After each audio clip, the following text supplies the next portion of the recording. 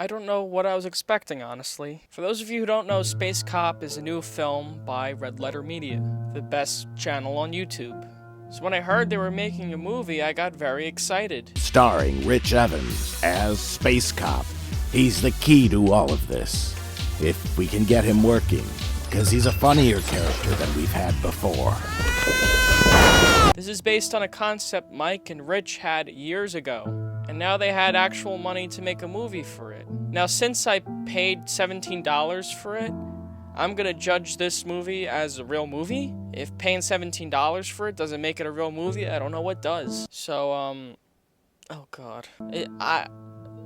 Let's go over the good things first. They tried. You can tell that everyone in this movie tried to make a good movie, and I commend that. That's gotta be worth something. There's a VHS version of this movie that you can watch, and it looks like VHS tape. I watched that one because I like it better. And the commentary track is great. Yeah, the plane debris landing.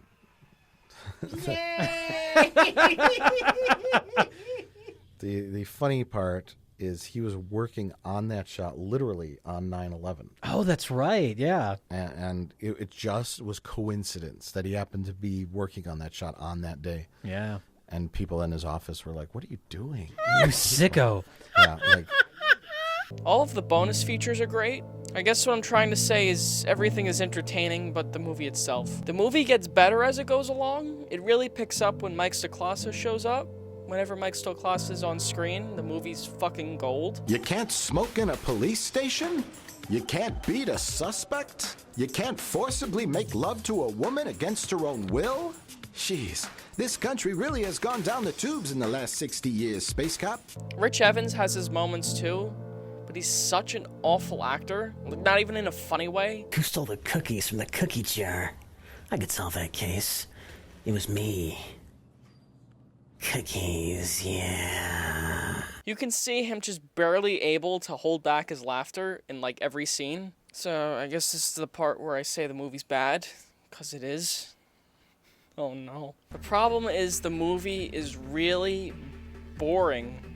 The laughs do pick up once Mike Stoklasa shows up, like I said, but before then, I don't think I laughed at all. The movie is just one scene after another, and there's nothing to keep you watching other than the occasional funny joke.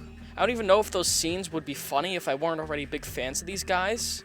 So jokes aside, there are other things to enjoy in a film besides the comedy, of course. Like the acting, which is terrible. The look of the movie, which is also bad.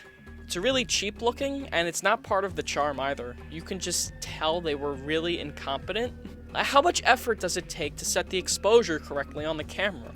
I don't know what camera they shot this movie with, but it must be some big old piece of shit camera, because it makes the movie look flat, even with some impressive sets and lighting. There are so many smaller cameras that record better quality than the one they used. It must also be really bulky and heavy, because they never really move the camera, other than a few pans. There's no energy behind any of the camera work, and as a result, the movie just looks bleh. The sound design and the music are also really bad. They use camera audio at a certain point. I know these sound like nitpicks, but it really hindered my enjoyment of the movie since everything else was falling flat. I don't know if it was incompetence or laziness or limitations, but I've watched student films that look better and sound better than this.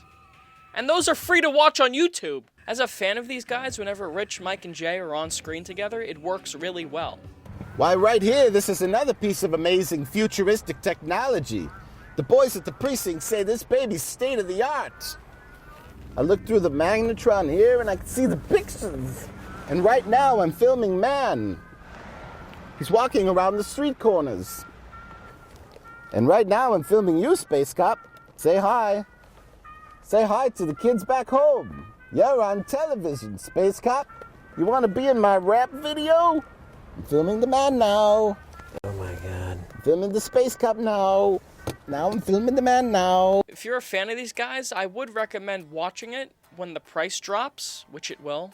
But if you're not a fan or don't even know who I'm talking about, there's absolutely no reason to watch this movie. It's not funny unless you know who these guys are, but I will give them credit. It's much better than the Smosh movie and the AVGN movie.